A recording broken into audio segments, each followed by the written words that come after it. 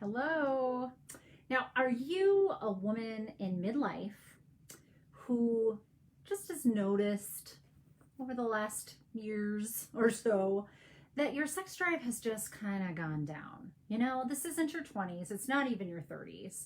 Some of us are in our 40s, 50s, 60s even, and sex just isn't as desirable as it used to be. Does this sound familiar to you? And are you just so tired of hearing things like, it's your hormones, this is just this phase of life? Because it really doesn't have any solutions attached to it, right? Well, what if I told you that all of that is probably grossly inaccurate? That your sex drive has very little to do with what's happening with your hormones and your body in midlife, and so much more to do with all the things that we haven't been taught about sex and a pleasurable sex life. And guess what? This book has already been written. Dr. Emily Nagoski wrote Come As You Are just a handful of years ago and blew myths out of the water about what sexuality really is for women and what it isn't, starting with educating ourselves on the body and blowing out of the water all of these different myths about how we orgasm and don't orgasm, how we get in the mood and don't get in the mood, and giving us hard science on what actually works. Hi, I'm Dr. Natalie Marr. I'm a life transition expert, and I've been a clinical psychologist for the last 2 decades. And I can tell you that sex, desire, sex drive, all of this stuff has come up many, many, many times for many of my clients, not just women. And so many of us, I have noticed, have been wrongfully educated, likely mostly by, pop culture, social norms, maybe our families, maybe our religions. And they put us in this really difficult spot where sexuality has been based in large part on male anatomy and not female anatomy, on, knowledge that it was enmeshed with things like our moral standards and our societal standards and our religious standards. And it has very little to do with what actually works and doesn't work. So if you're a woman in midlife and you've ever had any questions about this and you don't know, and you're really tired of being blamed for being the one that has no sexual desire, but then given no options for really, what do I do with that? How do I fix that? Because I really would like to change that in my life. Then I would sign up for my Let's Talk About Sex workshop series. We're going to meet 2 evenings in February 13th and February 20th. And we're going to talk about all the down and dirty stuff. You get to ask all the questions that you want to ask, right? Not let's be shy about this. And I'll set it up so that if you are shy and you don't want to just announce it in the group, you can send me your questions ahead of time via email. But let's get you signed up. Let's get you registered for Let's Talk About Sex, because I really want to help women in midlife in particular blow these myths out of the water. It's not fair. It's not fair in this life transition with all the layers of other things that you're being asked to do to also be told that you're the one in your partnerships that's really failing in the sex department. Totally not fair and totally inaccurate.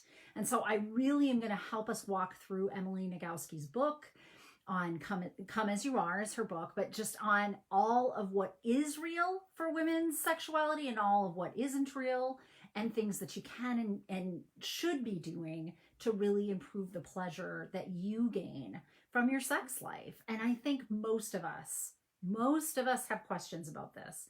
And most of us don't want to talk about it in a public sector. And that's why I set it up like a workshop. So you'll be on a closed WebEx group that you registered for with other people who registered for it. Everybody's coming to talk about sex with Dr. Natalie. And you won't have to be like, am I going to ask the question and embarrassed about anything, right? This is going to be just an open, safe space for us to really get down and dirty about what is and what isn't part of sexual desire, why it fails when it fails, and what we should do about it. I really want to help people. You know, about 90% of women really, it's a context issue, their sexual desire, not a biology issue. Your biology's working fine. It's working how it should be working. But part of your biology is your brain. And part of the problem for you is that you need to have certain conditions in place, certain context in place for your sexual desire to be at optimal level, or even at suboptimal. I mean, like, some of us are in the basement, right? I think like some of us have fallen quite a ways. And so context really is a big part of what we're going to be talking about. So what do I mean when I talk about context? You know, I did a vlog about it this week and presented that we're going to be talking about sex all through the month of February. So by the way, learntoloveyourstory.com, you can always just follow the free blogs and vlogs that I'm going to be doing all month of February. But I would also strongly suggest that you register. It's a pretty cheap event. It's $20 for both. So it's $10 for each workshop, right? $20 for this is not a bad idea. And it really just helps to make sure that we create that safe space, that it's only people who are invested in actually learning about sex and what's happening in midlife with sex that are going to be present. But if you want to, you can also get the free stuff, because I'll be talking about this subject matter all month long. And Dr. Nagowski is really, as a sex educator, she is so good at really reaching into, here's where all of this went wrong in our programming. Sorry about that, because society kind of taught us in these layers of all sorts of things, our families, our religions and cultures. And she'll help you understand, like, we can have some empathy and some forgiveness, some compassion for ourselves, because hey, our parents didn't know very much better, and their parents didn't know very much better. And that's really kind of where you're learning from this, for this stuff first. And then of course, when you couple that with things like porn and just culturally, you know, how women are more objectified and used as kind of an object of sex to sell other things, and how that's been layered and layered upon across years, like, we were bound to get into this boat where we're all like, what the what? But to go back to context, what we're talking about when we're talking about context is really looking at, where is your life at stress-wise?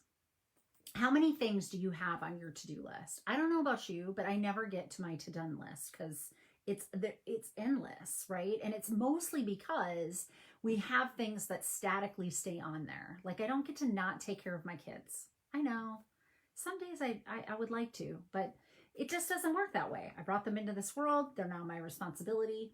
And we know that women still hold the predominant amount of household duties. Now, millennials, thank you, because you guys are getting there with having men and women share more of that household responsibility. And yet still, even with that generation that's a little bit behind the midlifers, we're still not stratifying household responsibility and career responsibility equally. Women tend to, even when they're working outside of the home, be responsible for more of the parenting and more of the household duties. Again, I'm not faulting anybody. I have a lot of empathy for how we've been raised across time and why we find ourselves this way. And it's super encouraging that generation after generation, we're trying to get some more equanimity in that. And yes, we should still be working towards equanimity. But let's talk about the context of having that much stress in your life.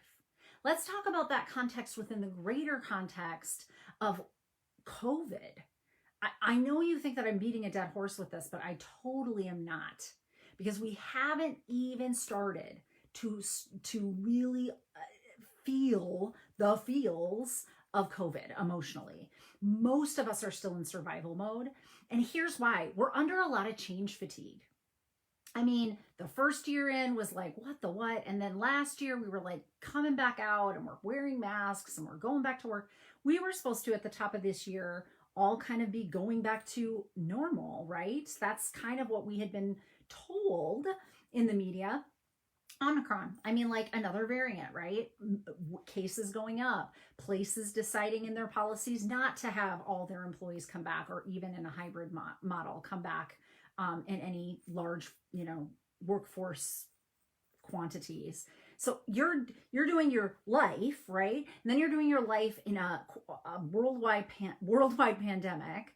And then if you're a woman in midlife, there's some other things that we know to be true. We know that women in midlife, or in the age group of Gen X in particular, are people that have the most debt ever for an adult group. The most debt ever.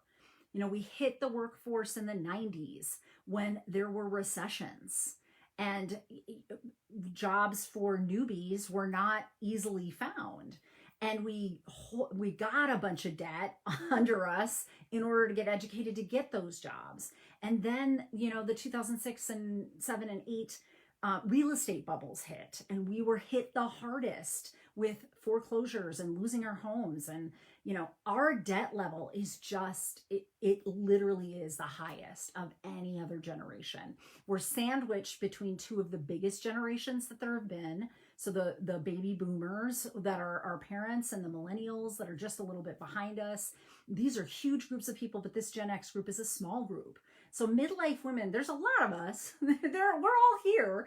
And yet we're still a pretty sandwiched group in this middle section. There's not as many of us. And we're hitting all of these life transitions. And what really happens to women in midlife in particular, anybody in midlife, anybody in any life transition, is it's a pattern disruptor. And what I mean by that is our context changes significantly, and our patterns for coping with what our context is also changes considerably. And so basically what happens is these coping strategies that we've had forever and ever, they don't work anymore. They don't work the way they have, right? And so the pattern disruption gives us this change fatigue. We are looking for a way to cope. And all of those strategies are kind of fizzling out here and here. We're not finding one, especially in a pandemic where the rules are constantly changing. Do this, wear a mask here, do this there, do this. Our kids are in school, our kids aren't in school. It's crazy making, and it's change fatigue. And if you don't have a growth mindset, you can't pivot well in these moments. If you are somebody who likes to control things, if you are somebody who likes to have things be a certain way in a box, you are struggling right now. And that's normal given this context. So to come back to, how does context then bump up against sex desire? If our mind is occupied with all of that stuff, and let me just tell you, it is, whether we have conscious awareness of it or not, we're holding space in our mind for the worry about this and the worry about that, and this on my agenda, and this I haven't got to, and this I haven't gotten to. If your mind is occupied, 80 to 90% with all of that, what you have left over for your sexual desire is very small. And so really helping yourself to increase your sexual desire is all about learning where that context is. Where are these stressors, and how do I better control for them? And honestly, that has residual effects into all parts of our lives, right? We do better. We do much better when we have less stress in our life, or if we can't control the level of stress, that we're controlling our coping mechanisms and they're working effectively. They're not working against us, like vegging out on the couch to Netflix and then ignoring the big to-do list, which then adds on to things. But hey, it's a normal human behavior to want to check out. And many of us do that by things like Netflix, food, activities, staying busy. There's a lot of ways that people start to do this. So if these are things that you've been noticing for yourself, right? You're a woman in midlife, you've got a lot of debt, you're in that group. Our jobs aren't great, we're hitting that part in our midlife where all of our patterns aren't working. Our coping patterns aren't working the same, on top of the fact that everybody in the world is handling that right now within the change fatigue of COVID.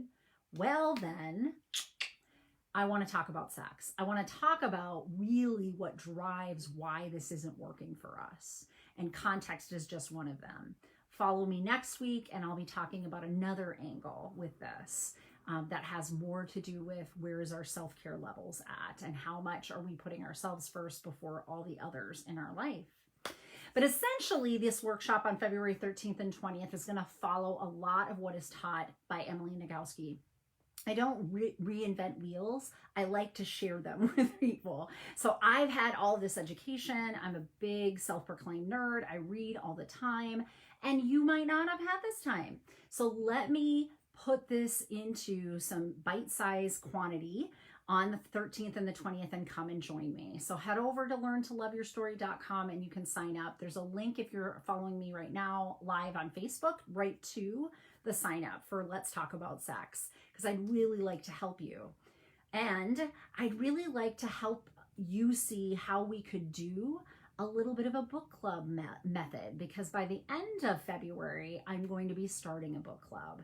Now, the book that we'll be reading won't be Emily Nagoski's, but the pattern or the way in which I deliver this information will be about the same. So I'll have read a book, I'll be reading along with you on this book, and I'll be offering these kind of workshop-y hours or two and discussion places so that you can kind of pick the brain and try to stump the doc here on what I know and what I can put together with my clinical knowledge and my 20 years of experience and wisdom, along with whatever that book is that we'll be reading at the time. Most of these will be nonfiction. They'll be applicable to things that women in midlife could use more help with, right?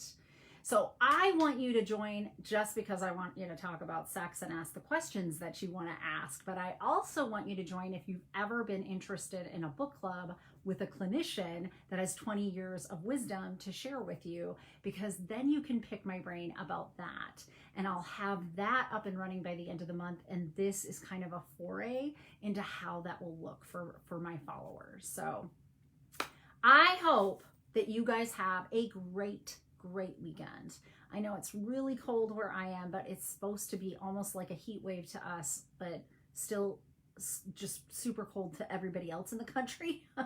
But since we've been negative something stupid wind chill for a period of time, getting above zero or at zero is like a heat wave to us. So we're all excited about the weather that's coming down the pike. And I hope whatever you're doing gets you out and about, because one of the best ways, honestly, to deal with those levels of stress that I was talking about earlier is to be outside, like physically outside.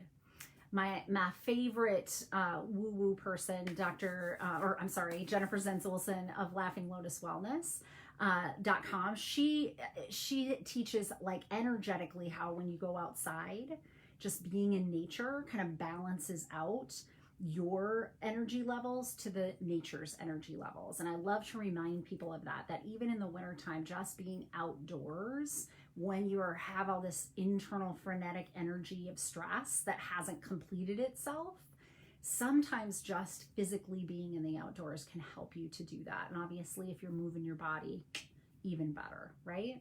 So have a fabulous weekend. I'm going to go have a fabulous weekend myself. I'm finishing some weekend warrior projects that started 3 weekends ago, because that's just how that stuff goes. But we're close. I'm super excited. Actually, we just have some organization stuff to do this weekend and maybe some new furniture to buy. That'd be fun. I've been selling a ton of stuff too. It's kind of fun just to see your environment kind of move around, and that's clearing in your head as well. But hope you have a fabulous weekend. Stay compassionately self-aware, and you too can learn to love your story.